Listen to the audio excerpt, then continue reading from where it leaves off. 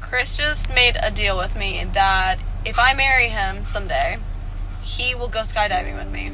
I believe my words were tomorrow. No. Is that the deal or not? Yes. Shake on it. You're gonna remember this someday. Alright, so today is May 8th.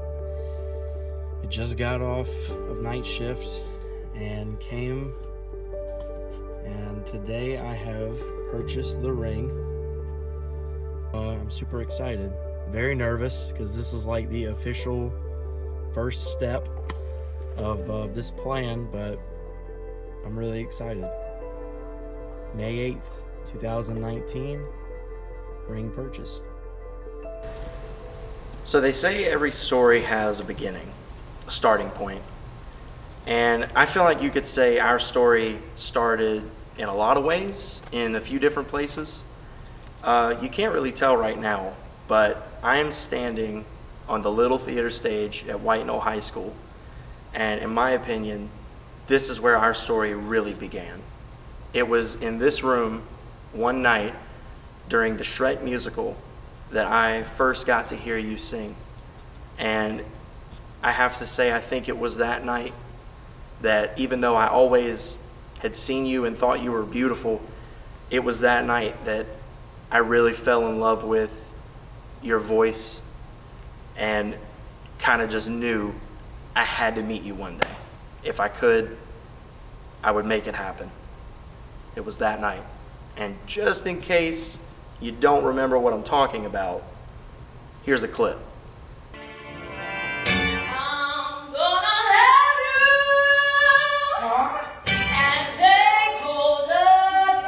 Slow down, baby.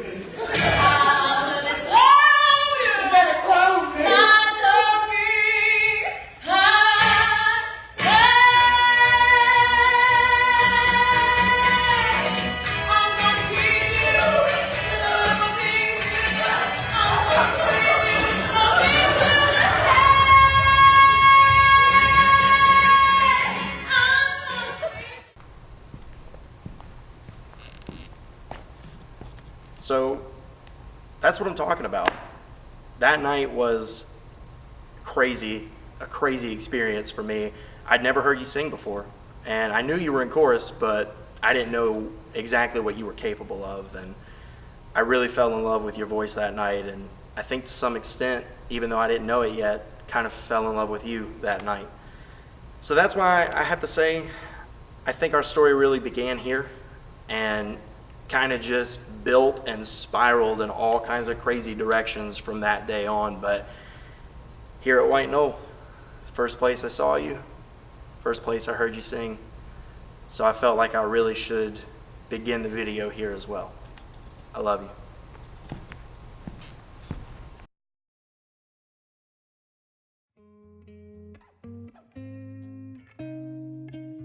So this place is special because there was one day you came over to Raymond's, or Raymond's parents, I should say, and you left your sunglasses there, and you were actually about to leave on a trip with your family.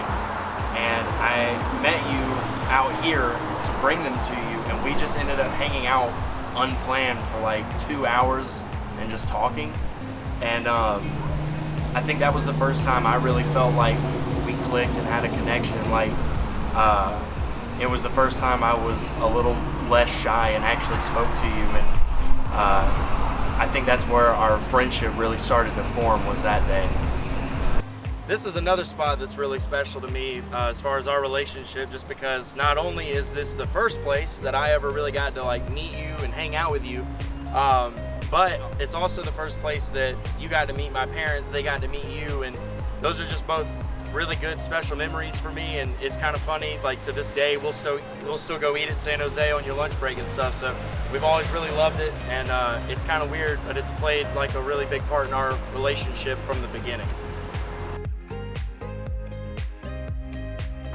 We used to come here almost every day, it felt like, to sit down and just spend some time together for a few minutes, sometimes for an hour, after you would get off work. And I would never finish my ice cream and you'd always get upset, but we always kept coming back here just because we knew it was a way to be able to see each other for a little bit and just talk about the day and, you know, enjoy each other's company for a little bit. It was never really about the, you know, coming and buying ice cream, even though I think you enjoyed that sometimes a little bit more.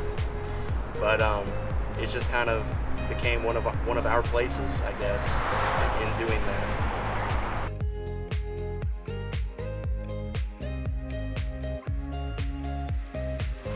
We used to come here sometimes too after work, really for no particular reason, just for me to read to you from children's storybooks and goof off and play with toys.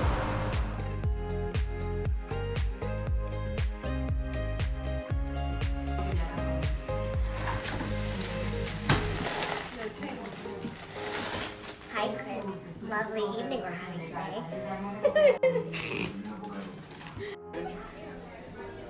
Chris, Yes, what is that? this is my straw. Okay, but what is that?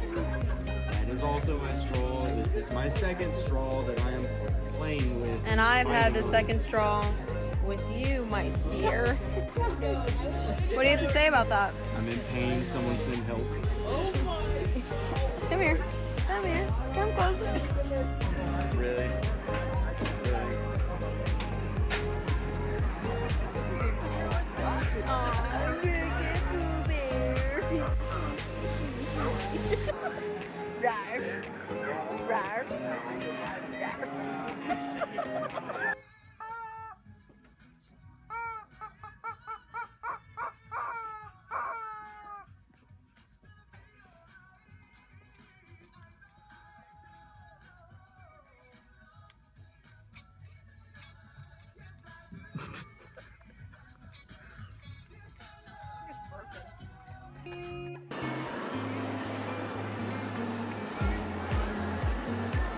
Alright, when do you want me to stop the video?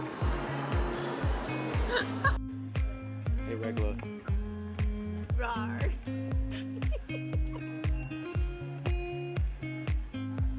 Chris. Woo!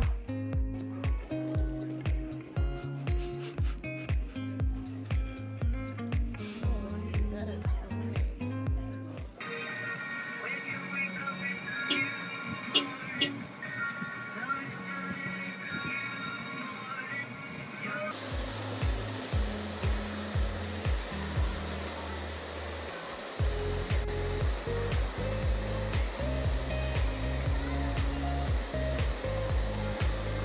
Meet the rudeness of life.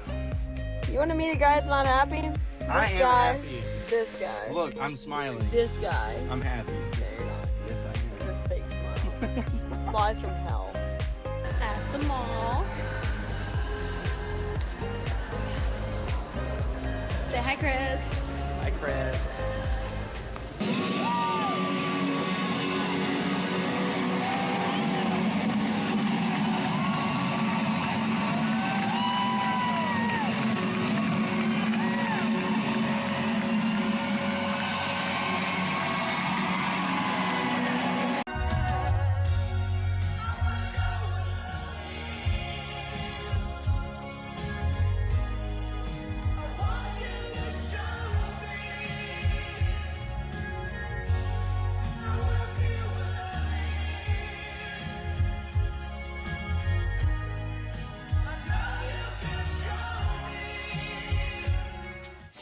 I would like your blessing to ask your daughter to marry me at the surprise party next month. I'm absolutely terrified about it, but at the same time, I've never been more sure of anything in my life. I can promise you that. First of all, like I tell you, the main thing is you need to draw the closer you can to the Lord, and she needs to do the same. The marriage will not work. The marriage will not work. Yeah, you've said Without that. it. Yeah. That is a fact of life. But also, like I found in life, that you would need to save a little for tomorrow, but you also got to be able to enjoy today. You see, I do that with my family. Oh yeah, Okay. yeah, definitely. And so yeah, I put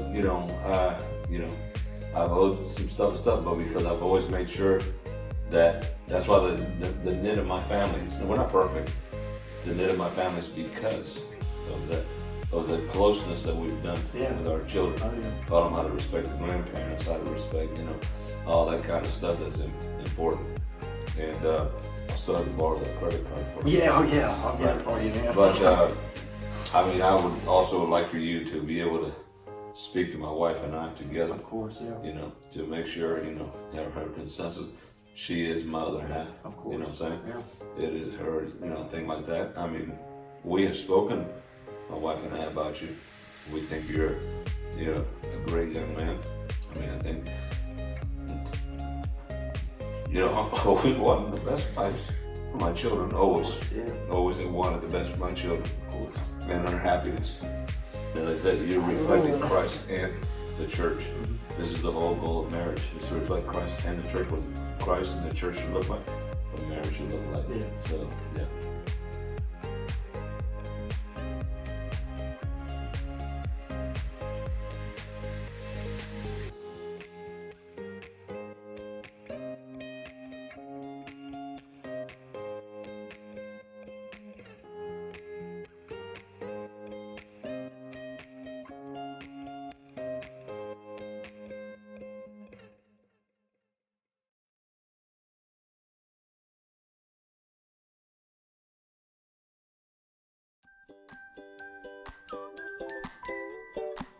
All right, you guys ready? Okay. What is your favorite thing about being married? I can't narrow Yeah. any one thing. We go out and cut the grass together. I love it. I love to watch her on the riding board coming down the yard. Yeah. And that's something that some people may think is crazy, but that brings joy to me. Well, my favorite part about being married is that you can share the same ideas, the same concerns, and the same goals. As time has gone on, my favorite part has been to know I always have a best friend, someone I can talk to about anything, and someone who has my back in all situations. I think you asked about the one thing. I would say the one thing I love about marriage is that I get to love. I like that. Really, really I love like the that. way I was created to love. Yeah, that's beautiful. I like that. Because we have been married for so long, I would also say it's like a feeling of team, that you're never by yourself. Somebody always has your back. Your best friends. That's what you look forward to. I think being married, it's an opportunity to share your life with someone and feelings, to bring out a joy, to end your life with someone you can be able to share your life with, to reflect Christ in the church, which is the greatest mystery. So it's to be able to reflect Christ in the church and to bring together unity that only Christ can bring together, and to be able to allow that to work and blossom, and then to be of an example and so that someone else can follow in your steps. What is something that you feel like you've learned since being married? The art of compromise. That's a biggie. And for me, because when you're young, you think you know what love is, but for me, it's to know what love is. I think it's important to remember how much you left. I think it's important to remember why you fell in love with that person. What was that thing that finally made you say, he's the one? Yeah. Laughter's a big thing for us, and it still is. That's I good. mean, we probably have our own little comedy show constantly. Oh, yeah, And yeah. it's like from morning to night. So I think that's probably the most important thing, is to continue laughing, because there's going to be some hard times, and you're going to have to probably laugh through some of those too. Oh yeah. Wow. Dave, don't cry. Mommy. No, it's okay. Fine, let us have it. This is good stuff. She's, I think she just hit the ball out of the park. And this is for you. Yeah. You just started courting. Now you're going to court even harder when you're married. Okay. You think you've served now? You remember, you are to out-serve your wife. Sorry, your emotion. That's okay, man. She's my queen. Yeah. And I treasure her. Yeah. I love her more. I outserve her. Not because I have to, but because I want to. I want her to know that she has a husband, no matter what, will take care of her. And sometimes she gets frustrated because I want to do more. But Chris, if I can tell you, you need to court even harder after you're married. Okay. And you need to serve even more after you're married. Okay. I learned that it wasn't about me. Okay. I thought of the world revolved around me. You know, I remember mistakes that I made in the beginning, and I thought the world revolved around me. But it said God takes two and makes them one. So it's not about me anymore, it's about us. And I learned even time to time that I couldn't change her. Only God can do that. But really what I need to do is let God change me. So that way the marriage will work like it is. Yeah. Because only by His grace and His mercy is where we are. But I learned that I've learned over the years even more and more to appreciate it and see her as a treasure. Well, I have to agree with everything he said. Coming from a woman, Prince Charming is a man, and a man is fallible, but God is not fallible. So as little girls who are the princesses that look into Prince Charming, and then shortly after they're married, because it is shortly after they're married, this responsibility set in, and they come to realize that Prince Charming didn't come through, and it's because you cannot live in a fantasy world, and we're all human and we're all fallible. So as the time goes on, you begin to accept the flaws that I have, that he has, and go deeper and begin to understand that the things that occur, the things that are said, the things that happen does not come from a heart that really wants to do you harm, that wants to do good in all things, and it's just the way you react. You begin to accept the different ways that the characteristics that you have and the reaction that you have, and let those things slide. I'm going to segue from there into my next question. Would you say that there's a beauty to the struggle of marriage? Let me go ahead and say it's not a struggle. Really? Okay. There's no struggle in marriage. Is there growth, and does marriage take hard work? Yes. It's not a struggle. It's work. Mm-hmm. It's working at your marriage. You may be upset with your spouse. You learn about yourself in those times. You learn more about your spouse in those times. But bottom line is, it's not a struggle. It's a process of working through and working to. Oh yeah. There's a beauty in it because God intended for the man to say is to work, to do something, accomplish. The greatest in the kingdom is the servant. So working at a marriage, right? You see the fruit of your labor. I don't know if beauty in the struggle of it is what I would say. I would say it is, especially the first even 10 years, is a learning curve. You learn a lot. And what you learn and how you change is how you deal with it. That's true. I think that we say it's a struggle, but it's more that great accomplishments take great sacrifices. So to me, First of all, this is the greatest thing I've ever done. Yeah. But the work I put into it. A garden doesn't take beauty because we just let it be. Yeah. It takes beauty because we also work at it. Work at it, yeah. I love Except for her, she's just beautiful. naturally You can beautiful. imagine. She is. Such an idiot. I love it. People say, well, I get 50%, they gotta get 50%. If you give them 50%, you're shortchanging your partner. I like You give 100%, and they give 100%. Yeah. This isn't it's the same thing when we do with God. We don't give him a part. He wants it all. Yeah. Because when he has it all, everything works fine. The problem is, but when I'm doing only 50%, I'm shortchanging her because when I get to that 50%, I said, I'm done.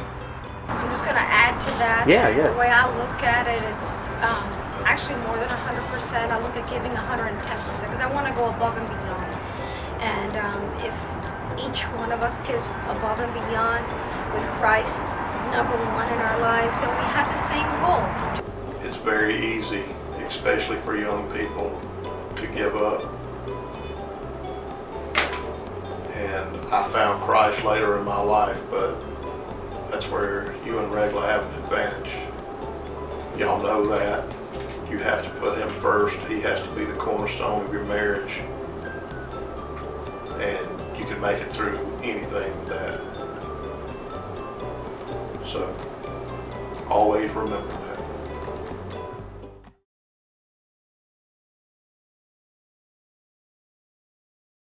Advice for a young couple who's about to get married. Let's start off by, first of all, is the Bible teaches us that the older men should teach the younger men.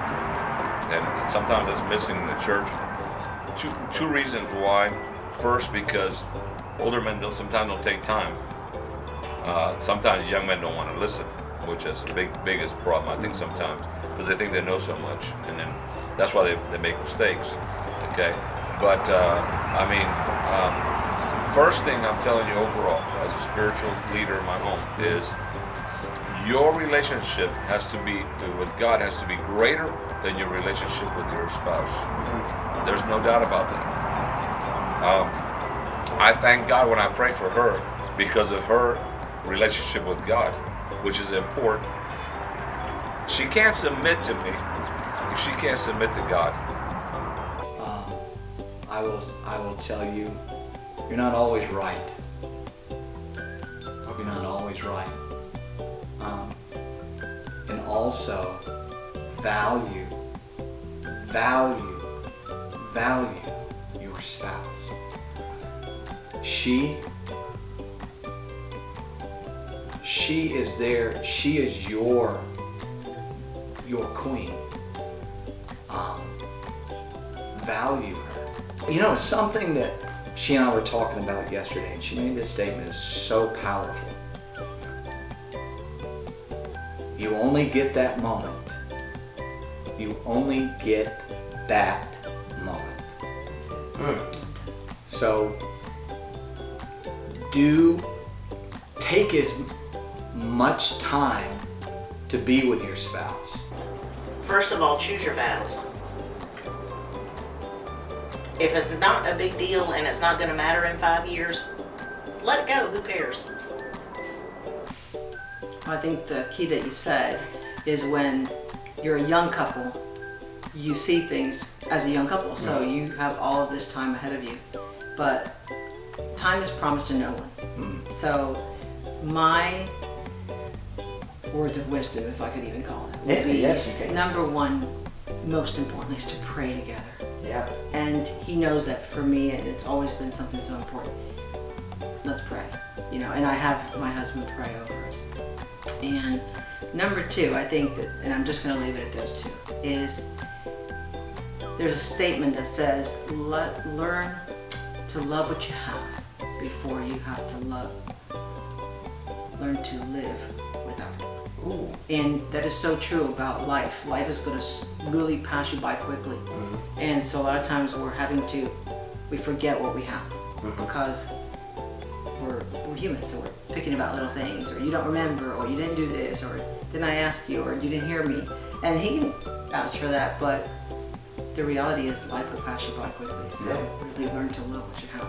Not only that, as a man, your You are a spiritual leader. And if anything you know about me, you know I address things directly. I don't play around, I don't beat around the bush. And I don't have a problem telling people, and I do. Also, never lose perspective. And that's why I said at the beginning, because it was about me, that this is a gift to you. This is a gift to you. It is a treasure that has been given to you. For me, and you know this about me, you need to learn to evaluate yourself before you put blame on your spouse. And that's hard to do. All the minor disagreements, as far as, for example, I like it this way, you like it that way, this color, that color, material things, money issues, all that. When your relationship with God is full blown first, that stuff really becomes minor, and it's not that important. One thing early on in a marriage for young people, if there's something that comes up that you want to do and it's not a good idea for your spouse, it's probably not a good idea for you, so you probably don't need to be doing it. Always try to think about where you may be falling short instead of just assuming it's the other person.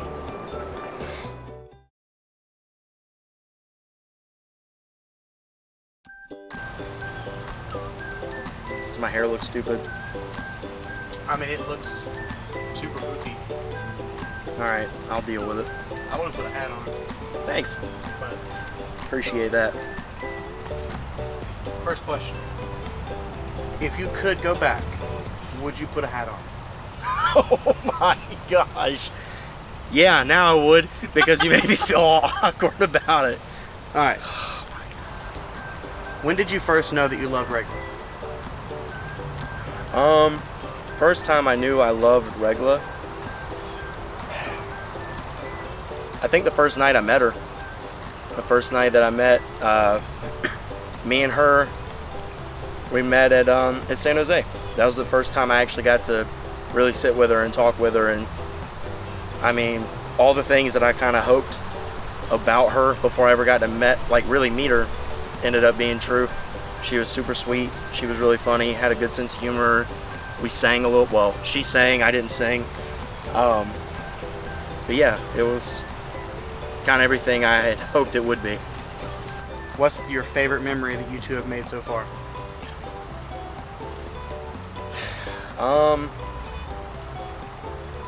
The first time that she came over to your place with me and you, and we worked on her song, because that was like, it was the second time we ever hung out, but it was like the first time that I really thought like, oh wow, like we're friends, like this is, you know, this is crazy, because I never thought that we'd actually be able to, or I'd ever be able to really hang out with her. The one time I ever reached out to her to hang out, she said maybe, and then like a few days later I sent her a video of me and you being stupid and you were making some weird noise, and I sent it to her on Snap, and she goes, this is why I'll never hang out with you. That really happened. That's a real almost story. ruined everything for you. No, I did, because I showed her. So you don't regret what we did, you just regret sending it to her. Yeah. How has Regla made you a better man? In every way. More specific. She reminds me to enjoy life. You know, don't be so caught up in the future. Don't be so caught up in the past, especially. You know, don't just live in the moment to where you're not planning at all, but she reminds me, you know, enjoy what you have right now, because tomorrow's not guaranteed, and you need to enjoy your life while you have it. So I don't really spend every day all worked up or pent up about things like I used to. Would you say that you or her is often more right? More right? Or more correct? However this question should be asked. I know her whole family's gonna roll their eyes at this, but honestly, I'm not even kidding. I'm not just saying that. But for real, I mean, they kind of all pick on me. It's like a running joke at their house that anytime Regla asks me anything, they're all like, oh, well, of course he's on her side. What is your best overall fantasy for your future with Regla? Like, big house, Like big fence, our that kind of thing. ideal Yeah. life together. I think we both want to be comfortable without necessarily having to worry about money and, you know, money coming in and going out and this, that, and the other, and being able to have time together, time with each of our families, and hopefully, you know, getting our families together so that we can kind of be a bigger family. And that's, you know, family's really important to us. I know I keep saying that, but I mean, family's really important to us, and I feel like that would be our ideal future, being able to kind of start these new traditions almost moving forward that include both of our families, and starting one of our own at some point. So. Could Regla beat me at a trivia game? What's the trivia? Just the general everything. In general? Like, just a very generalized trivia. No. I don't know. It depends. There's a lot of things that she tells me that I'm like, oh, I didn't know that. But then there's sometimes that, like, I'll surprise her. But if it's stuff like, you know, stuff people need to know, like important things, no, I don't know any of that. I'm lost. Are you talking to me about laws and history and all that? She's got it. Or at least she'll beat me. I don't know if she'd get everything right, but she'd beat me. If you had to pick one thing about Regla that's your favorite, what would it be?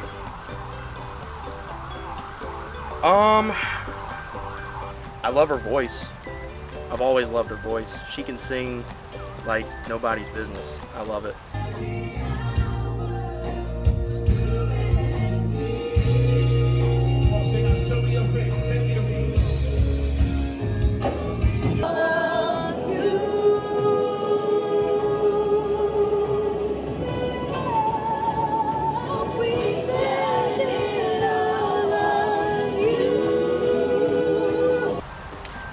Do you have a role model in your life that you would like to follow their steps for your life with Regla?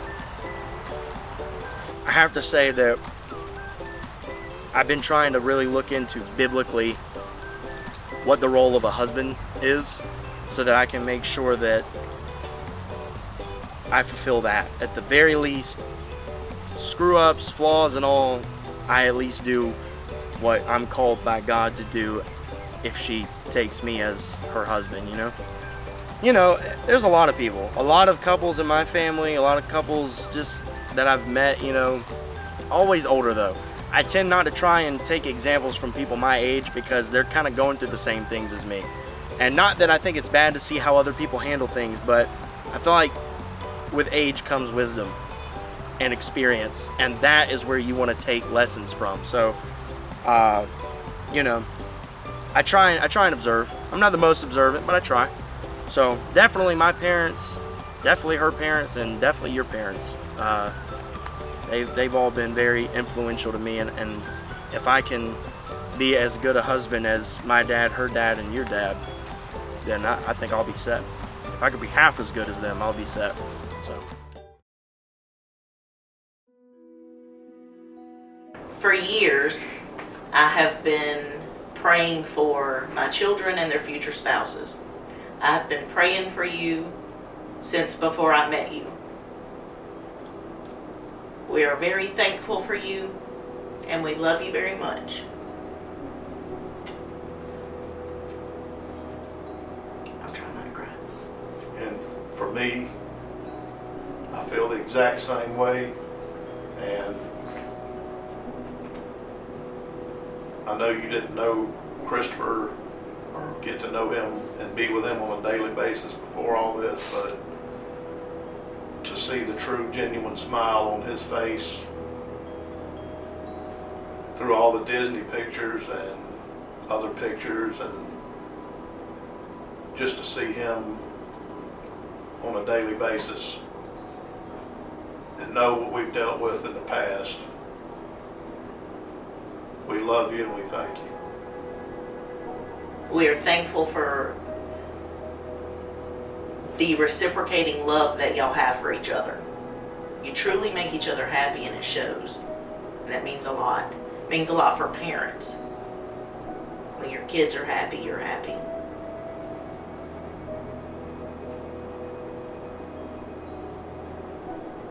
That it? That all? I guess I'm replaced. Except for me running, getting the evil out. I have watched her grow. Mm-hmm. I've seen her grow up from, gosh, that tall coming to Columbia. She's grown into a tremendous young lady.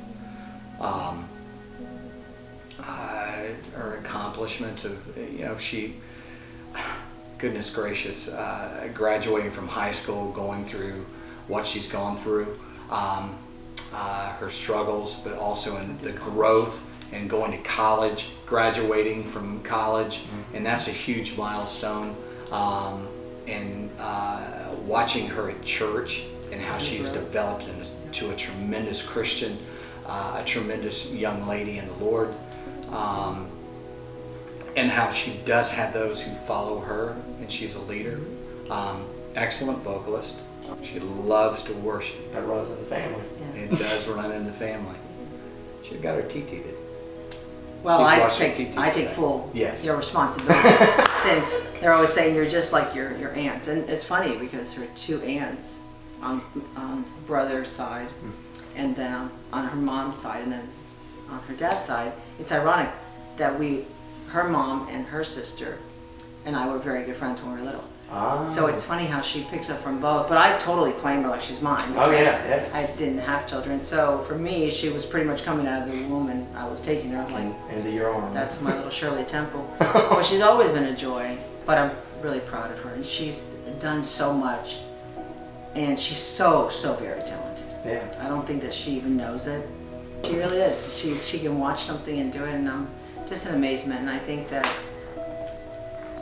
it's going to be a joy to see her be a woman of her home, and a woman that's now a married woman, and it just that carries such a different, and it's going to be beautiful to see all the different phases of her life come together.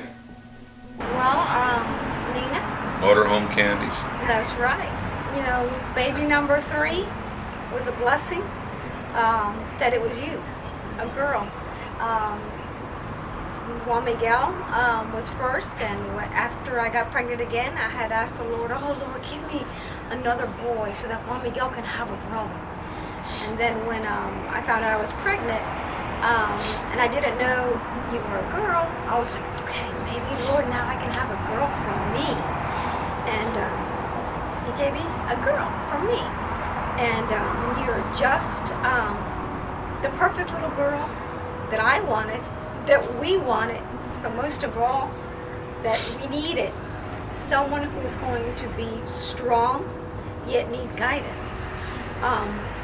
Beautiful, but yet need assistance, even in promoting the beauty and molding it so that it pleases the Lord most of all.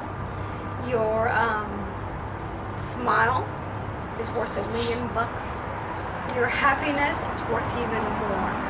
So I am thrilled that you have found a man worthy of your love and of your own personality and characteristics. Well, you're the precious flower in our garden. My queen, my princess.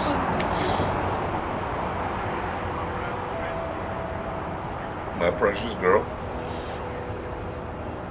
A gift from God. Super proud of you. I have never doubted you. You're strong-willed like I am. Same character. Woman of God. A heart for people. Beautiful woman. My Cinderella that I will dance with. Precious. Never forget, even when I get old and I may not remember. Butterfly kisses. My sweet girl. The fluffy. Love you. One thing to tell Regla: thank you for everything you do for me. Thank you for how you treat me. Thank you for being the understanding person you are with me, because I know that's not always easy. Thank you for pushing me to be more confident without making me uncomfortable or, really pulling me out of my comfort zone. You just encourage. And I just hope you know that I love you more than anything in the world. And I only want the best for you. I want to be able to provide for you and protect you. And I hope that I can make you as happy as you've made me for the rest of our lives.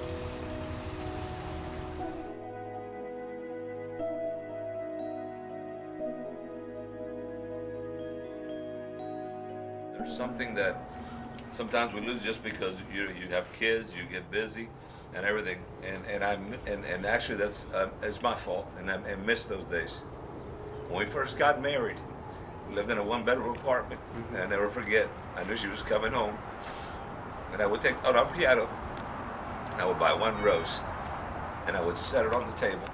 And I set a flashlight behind that picture frame. I pointed right to that. When I saw her coming, I'd turn off all the lights and I'd get in the room.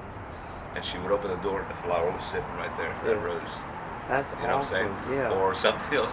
So we were always trying to outdo each other or something like that. Yeah, Of course, you start, you have to get by a home, you have children, and that is lost. Not because it's lost, because you have cares of the world. Yeah. That's why the Bible says that the cares of this world, we got to be careful that it doesn't steal our joy or anything else. But that happens, and that's actually, like I said, that